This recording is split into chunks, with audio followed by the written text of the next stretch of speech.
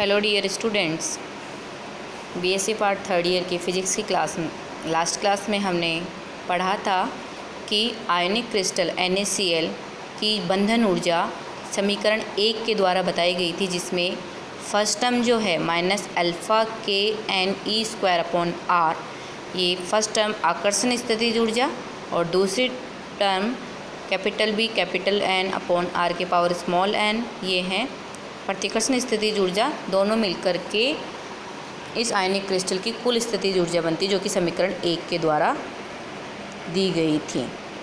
अब इस समीकरण में यहाँ पर अननोन जो नियतांक है, अज्ञात नियतांक है B और n, इसका हमें मान निकाल करके इस समीकरण 1 में रखना है। 1 में रखने के बाद हमें NaCl क्रिस्टल की बंधन ऊर्जा का मान ज्ञात हो जाएगा। NaCl की बंधन ऊर्जा आ गई, यानी लैटिस एनर्जी आ गई। आयनिक क्रिस्टल की लैटिस एनर्जी आ गई, उसकी आयोनाइजेशन एनर्जी आ गई और इलेक्ट्रॉन बंधुता एनर्जी जो आ गई है। इन तीनों एनर्जी को जोड़ने पर आयनिक क्रिस्टल की कुल कोहेसिव एनर्जी, संसंजक ऊर्जा जो है वो प्राप्त हो जाएगी, जैसे कि हमने पिछली वाली क्लास में पढ़ा था। तो अब हम देखते हैं कि इन अननोन कांस्टेंट जो हैं, अज्ञात नियतांक है B और n, इनका मान कैसे निकालते हैं। तो B का जो मान है वह NaCl क्रिस्टल के स्थायित्व प्रतिबंध के द्वारा मान ज्ञात किया जा सकता है, यानी स्टेबिलिटी कंडीशन से B का मान ज्ञात किया जाएगा। स्टेबिलिटी कंडीशन कौन सी होगी कि जब NaCl क्रिस्टल पर आकर्षण बल जो लग रहा है आयनों के बीच में और प्रतिकर्षण बल जो आयनों के बीच में लग रहा है, जब दोनों बल एक समान हो जाएंगे तो उस स्थिति में NaCl क्रिस्टल साम्यावस्था में हो जाएगा। इसके ना तो वो आकर्षण होगा उनके बीच में आगे और ना ही प्रतिकर्षण होगा। तो ये अवस्था जो है वो इनकी स्थितिज ऊर्जा होगी। इस साम्यावस्था अवस्था होगी। इस साम्यावस्था वाली साम्यावस्था में इस NaCl क्रिस्टल पर आकर्षण बल और प्रतिकर्षण बल दोनों विपरीत दिशा में समान लगने पर परिणामी बल का मान यहाँ पर इसका 0 हो जाएगा। 0 होने पर, परिणामी बल 0 होने पर इसकी स्थितिज ऊर्जा जो है वो न्यूनतम होगी। तो न्यूनतम स्थितिज ऊर्जा न्यूनतम मान में जब स्थिति के सापेक्ष परिवर्तन करते हैं तो वो क्या होता है, 0। तो समीकरण 2 जो हैं वो साम्यावस्था पर स्थितिज ऊर्जा समीकरण 1 में स्थिति के कारण r के कारण ∂U/∂r परिवर्तन जो है वो r बराबर a पर 0 होगा। इस साम्यावस्था पर ∂U/∂r r=a पर इसका मान 0 होगा। ये है इसकी साम्यावस्था कंडीशन, साम्यावस्था प्रतिबंध, स्टेबिलिटी कंडीशन। तो समीकरण 2 जो है वह NaCl क्रिस्टल की साम्यावस्था प्रतिबंध है। इस साम्यावस्था प्रतिबंध को यूज में लेते हुए समीकरण 1 को r के सापेक्ष पहले अवकलन करेंगे। तो समीकरण 1 का जब r के सापेक्ष अवकलन करते हैं तो हमें इक्वेशन मिलती है ∂U/∂r बराबर -αKNe², ये कांस्टेंट है तो ये एज इट इज रह जाएंगे। 1/r का जो डिफ्रेंशिएशन होगा, अवकलन होगा, वो -1/r²।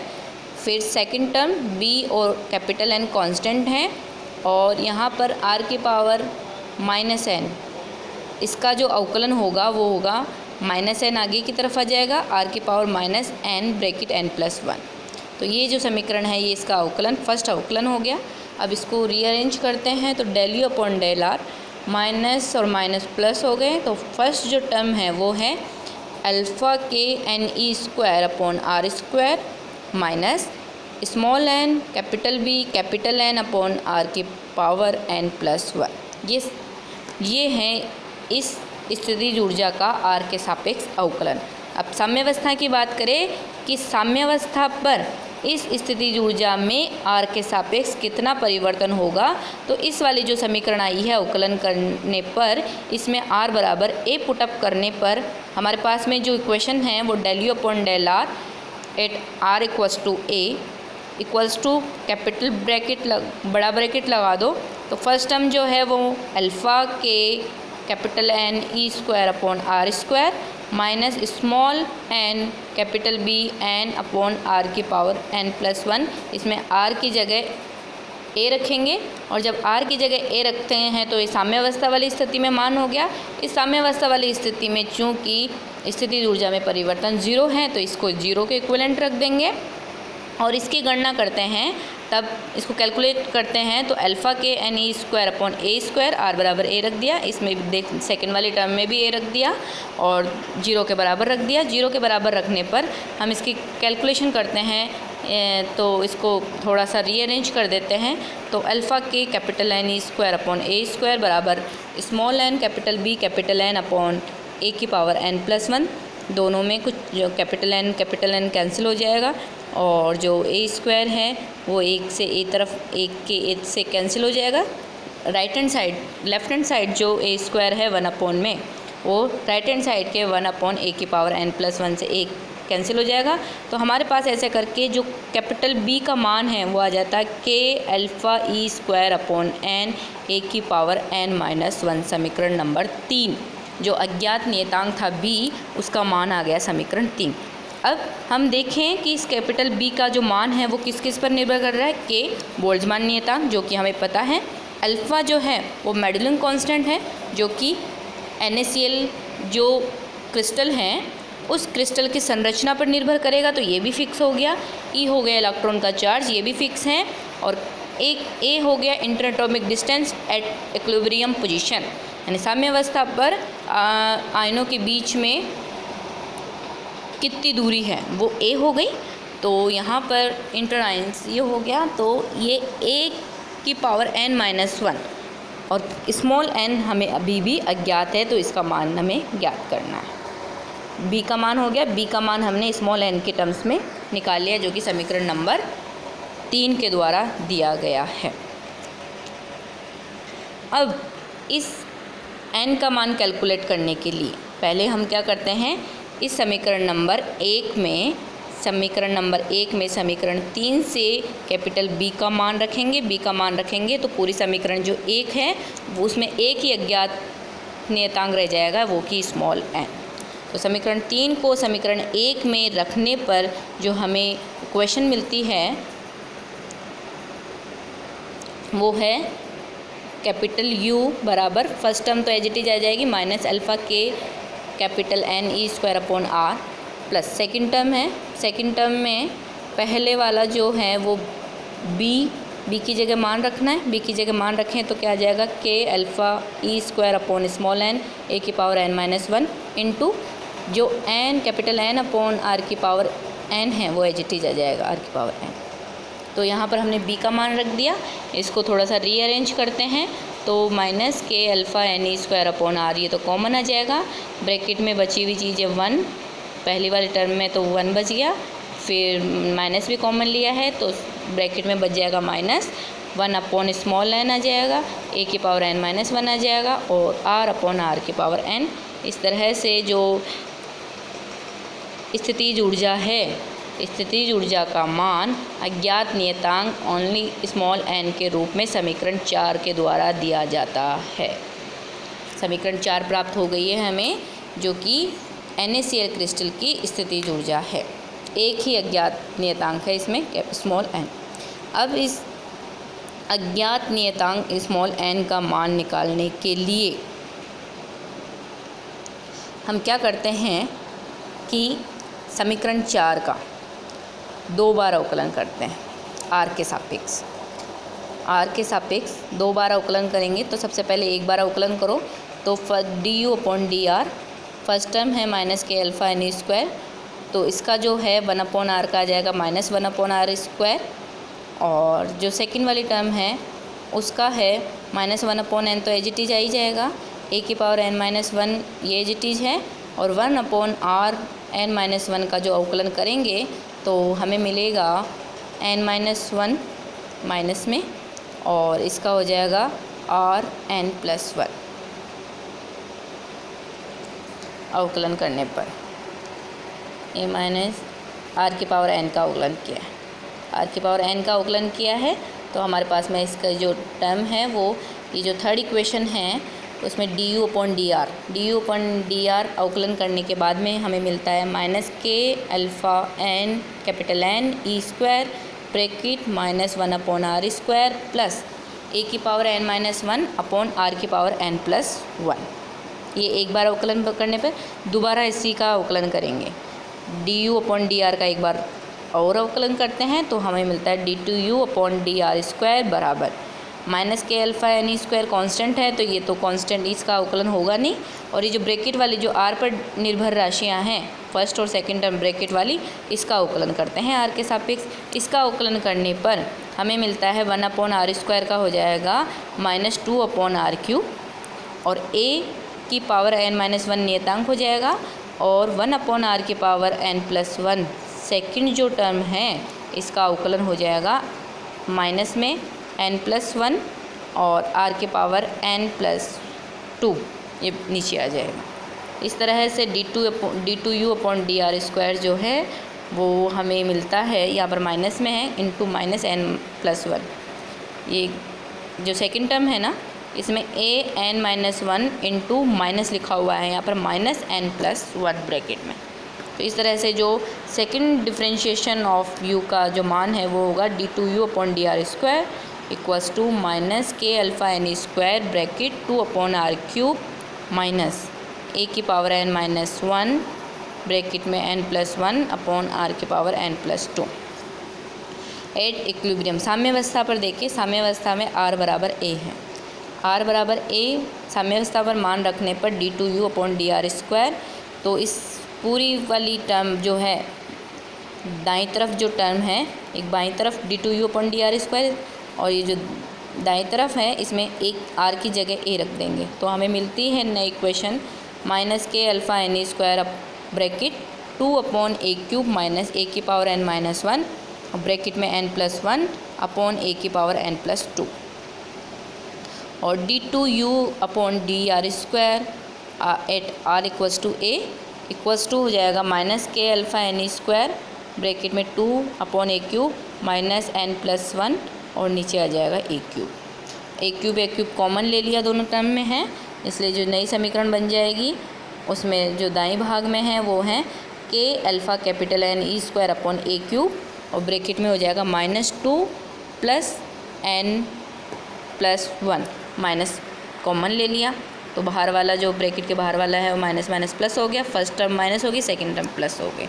इस तरह से स्थितिज ऊर्जा का स्थिति r के सापेक्ष 2 बार अवकलन साम्यावस्था पर मान जो है वो समीकरण 5 के द्वारा आ जाएगा k alpha capital n² n-1।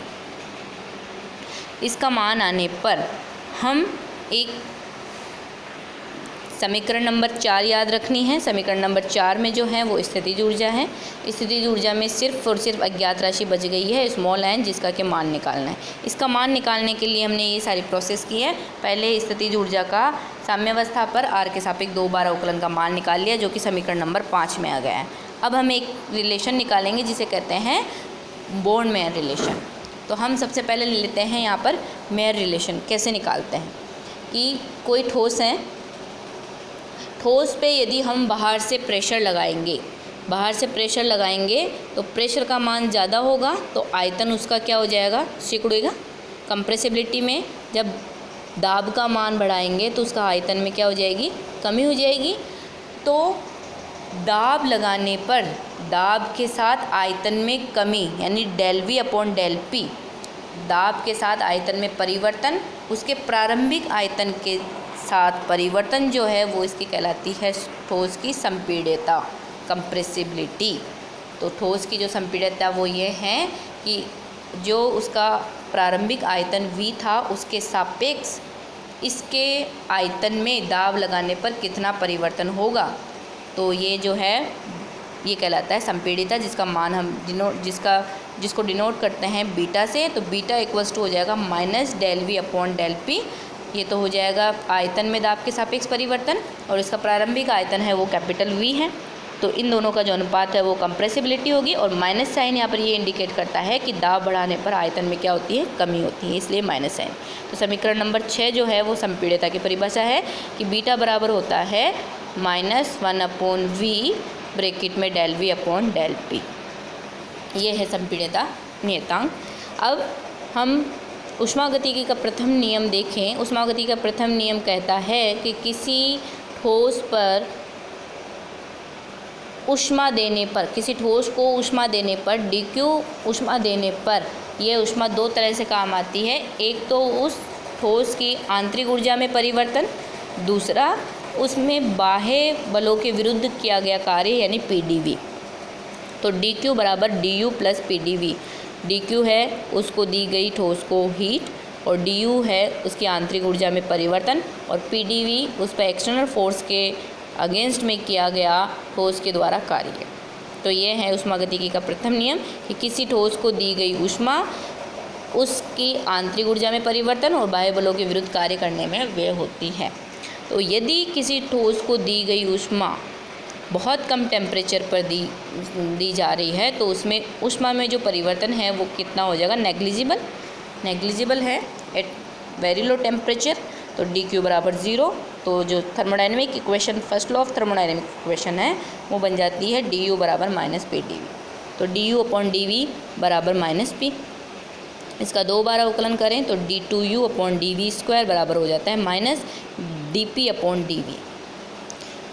अब समीकरण 6 में जो संपीड्यता की परिभाषा है, बीटा में समीकरण 6 में dv अपॉन dp का मान रखने पर, तो 1 अपॉन बीटा माइनस वी, समीकरण 6 को रिवर्स कर दें तो 1 upon beta minus V del P upon del V. तो del P upon del V का मान रखें तो हमारे पास में समीकरण नंबर 7 प्राप्त होती है। 1 अपॉन बीटा बराबर होता है वी और d p upon d v का मान रखा d2u upon d v square. इससे समीकरण नंबर 7 ये हैं संपीड्यता आ गई। अब इस संपीड्यता को यदि हम साम्यावस्था पर देखना चाहें कितना मान होगा, साम्यावस्था का मतलब हो गया वह पोजीशन जहाँ पर आकर्षण बल और प्रतिकर्षण बल एक समान लग रहे हैं और विपरीत दिशा में लग रहे हैं, यानी संतुलन की अवस्था आ गई। उस पर कोई परिणामी जो बल है वो 0 लग रहा है। जब आकर्षण बल और प्रतिकर्षण बल समान है तो एक दूसरे से कैंसिल कर देंगे तो रिजल्टेंट जो फोर्स है, परिणामी बल है, वो 0 आ जाएगा। तो साम्यावस्था पर संपीड्यता जो नियतांक है 1 अपॉन बीटा 0 बराबर हो जाएगा, साम्यावस्था पर उसका आयतन जो है कैपिटल V है वो भी V0 हो जाएगा और d2u upon d v square r बराबर a दूरी पर इतना हो जाएगा। ठीक है, समीकरण 8 प्राप्त होती है साम्यावस्था पर ठोस की संपीड्यता। अब हम किसी ठोस की संपीड्यता निकाल लिया।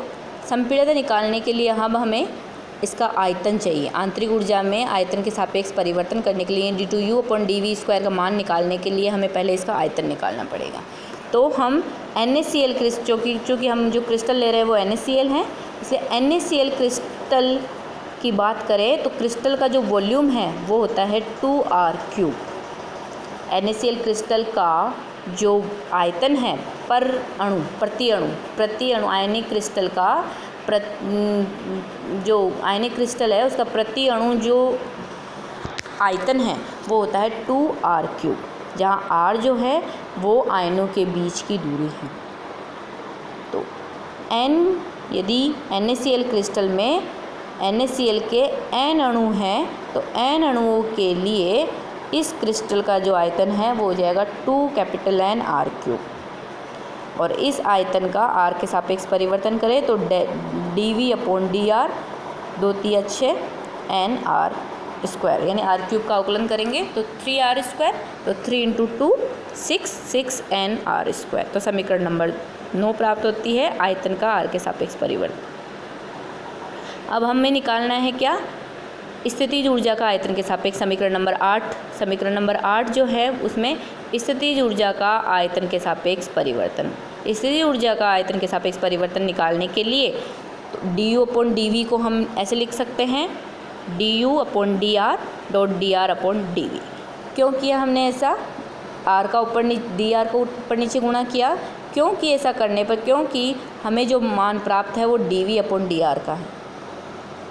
हमें dv अपॉन यानी आयतन में r के सापेक्ष परिवर्तन हमें पता है, तो यहाँ पर हम ऐसा लिख करके इसका मान रख देंगे।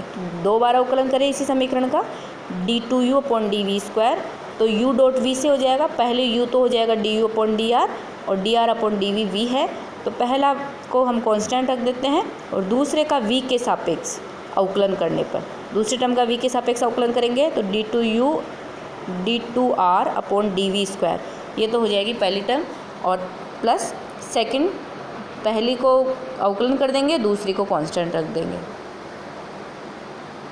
पहली का अवकलन करेंगे v के सापेक्ष, तो पहला है हमारे पास में टर्म du अपॉन dr, तो d2u अपॉन dr स्क्वायर, और r का फिर होगा तो dr अपॉन dv, v के सापेक्ष है और dr अपॉन dv पहले से ही है। तो यहाँ पर स्थितिज ऊर्जा का आयतन के सापेक्ष 2 बार अवकलन की जो समीकरण प्राप्त होती है वो हमें मिलती है d2u अपॉन dv स्क्वायर बराबर du upon dr dot d2r upon dv square plus d2u upon dr square dot dr upon dv का होल स्क्वायर। ये समीकरण मिल जाती है हमें स्थितिज ऊर्जा में आयतन के सापेक्ष 2 बार अवकलन।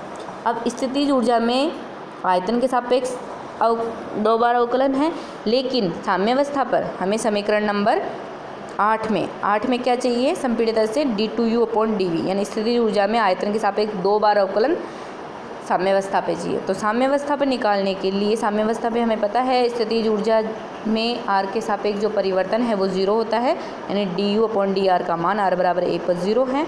तो हमें जो समीकरण मिलती है d2u upon dv square r बराबर a, फर्स्ट टर्म 0 हो जाएगी तो सेकेंड टर्म आ जाएगी d2u upon dr square dr upon dv का whole square at r equals to a, और dr अपॉन dv आयतन में स्थितिज ऊर्जा के सापेक्ष परिवर्तन, आयतन में स्थितिज ऊर्जा के सापेक्ष परिवर्तन जो है वो समीकरण नंबर 9 में है। समीकरण नंबर 9 से यहाँ पर हम मान रख देंगे, समीकरण नंबर 9 से हम मान रखेंगे तो इसका स्क्वायर है, तो यहाँ पर 6n r स्क्वायर का स्क्वायर आ जाएगा, तो बन गया इक्वेशन 1/36 n स्क्वायर r के पावर 4 और r बराबर a पर। तो समीकरण नंबर 10 प्राप्त होती है d2u upon dv square r बराबर a, d2u 1/36 n square a की power 4 d2u upon dr square at r equals to a पर। तो समीकरण नंबर 10 है स्थितिज ऊर्जा में आयतन के सापेक्ष 2 बार अवकलन। अब इस स्थितिज ऊर्जा में आयतन के सापेक्ष 2 बार परिवर्तन जो है, इस समीकरण का मान हम समीकरण नंबर 8 में रख देंगे। समीकरण नंबर 8 में रखने पर संपीड़ितता आ जाएगी 1/बीटा v0 d2u upon dv square, इसका मान रखने पर 1/बीटा 0 आ गया, v0 upon 36 n square a4 और d2u अपॉन dr स्क्वायर। समीकरण 10 से मान रख दिया हमने समीकरण नंबर 8 में, तो हमें जो इक्वेशन मिली है 1/बीटा 0 v0 है, v0 क्या है, साम्यावस्था पर NaCl क्रिस्टल का आयतन कैपिटल V0, तो v है 2n r क्यूब, तो v0 हो जाएगा 2na क्यूब, साम्यावस्था पर है ना, तो r की जगह a, तो यहाँ पर हम मान रखेंगे तो हमारे पास में 1/बीटा 0 आ गया, इक्वेशन बन गई। तो d2u अपॉन dr इसके स्थितिज ऊर्जा में r के सापेक्ष 2 बार जो परिवर्तन है r बराबर a पर हमारे पास में जो आता है 18na बीटा 0, यानी 18 कैपिटल N a बीटा 0। ये जो समीकरण 11 है ये कहलाती है मेयर रिलेशन, और इस मेयर रिलेशन का मान बीटा 0 ये नॉन हो गया 18na बीटा 0, इस बीटा ये मेयर रिलेशन कहलाता है। इस रिलेशन को समीकरण नंबर 5 में रखने पर, समीकरण नंबर 5 क्या थी, समीकरण नंबर 5 है हमारे पास में स्थितिज ऊर्जा में r के सापेक्ष 2 बार परिवर्तन की समीकरण नंबर 5 से हैं के कैपिटल के alpha n square upon a cube n-1 इसके बराबर हो जाएगा 18na beta 0, d2u upon dr square साम्यावस्था पर मान रख दिया जो कि संपीड़ितता के टर्म्स में आ जाएगा, तो n-1 का मान आ जाएगा 18a की power 4 upon k alpha beta 0 e square. तो अब इस समीकरण नंबर 12 में हम देखें तो a हमें ज्ञात है ही, a है हमारे पास में साम्यावस्था पर आयनों के बीच की दूरी, के बोल्ट्जमान नियतांक, a हो गया NaCl क्रिस्टल की संरचना पर निर्भर करता है मेडलों कांस्टेंट, बीटा 0 हो गया इसका संपीड़ितता नियतांक, और e हो गया इलेक्ट्रॉनिक चार्ज। इस तरह से n-1 की वैल्यू हम समीकरण नंबर 12 से निकाल सकते हैं। समीकरण नंबर 12 से n का मान निकालने पर, n का मान निकालेंगे, संपीड़ितता ज्ञात होगी तो n का मान निकालेंगे, n का मान ज्ञात होने पर जो NaCl क्रिस्टल की स्थितिज ऊर्जा है वो आ जाएगी UL बराबर -K alpha N capital Ne² upon A bracket में 1 - 1 अपॉन N, समीकरण नंबर 13। तो समीकरण 13 के द्वारा आयनिक क्रिस्टल NaCl की लैटिस एनर्जी आ गई किसके पदों में, स्मॉल n के पदों में। तो स्मॉल n का मान ज्ञात होने पर स्थितिज ऊर्जा ज्ञात हो जाएगी, और स्मॉल n का मान कब ज्ञात होगा, जबकि बीटा 0 संपीड्यता का मान ज्ञात होगा। तो संपीड्यता का मान ज्ञात होने पर स्मॉल n जो कि अज्ञात नियतांक है, इसका मान ज्ञात हो जाएगा। इसका मान ज्ञात होने पर इस समीकरण 13 में रखने पर उस NaCl क्रिस्टल की जालक ऊर्जा का मान निकाल लेंगे। जब NaCl क्रिस्टल की जालक ऊर्जा का मान ज्ञात हो गया, और यहाँ पर हम ये देखते हैं कि ये NaCl जो क्रिस्टल है, उस क्रिस्टल के लिए जो स्मॉल n का मान है वो 9 ज्ञात कैलकुलेट किया गया है, गणना की गई है। तो जालक ऊर्जा ज्ञात हो गई और आयनन ऊर्जा ज्ञात है, इलेक्ट्रॉन बंधुता ज्ञात है। तो पिछले वाली क्लास में हमने पढ़ा था कि किसी भी क्रिस्टल की, आयनिक क्रिस्टल की जो संसर्जक ऊर्जा है, कोहेसिव एनर्जी है, बाइंडिंग एनर्जी है, वो 3 तरह की ऊर्जाओं पर निर्भर है। आयनिक ऊर्जा, इलेक्ट्रॉन बंधुता और तीसरी है जालक ऊर्जा। आयनिक ऊर्जा ज्ञात है, इलेक्ट्रॉन बंधुता पता है, और लैटिस जालक ऊर्जा है वो समीकरण 13 से ज्ञात कर सकते हैं। इस तरह से इन तीनों समीकरणों को ऐड करने पर हमें जो क्रिस्टल है हमारा आयनिक क्रिस्टल, उसकी हम बंधन ऊर्जा को ज्ञात कर सकते हैं, कैलकुलेट कर सकते हैं। यह कैलकुलेशन आई है जबकि हमने प्रतिकर्षण स्थितिज ऊर्जा जो है उसका जो मान है वो रखा था कैपिटल B अपॉन R की पावर स्मॉल n। ये रखने पर हमने ये निकाला मान। अब यदि प्रतिकर्षण स्थितिज ऊर्जा का मान दूसरा हो जाए तो हम देखेंगे नेक्स्ट क्लास में कि प्रतिकर्षण स्थितिज ऊर्जा का मान दूसरा रखने पर जालक ऊर्जा का मान क्या आता है, ये हम पढ़ेंगे नेक्स्ट क्लास में। Okay, thank you.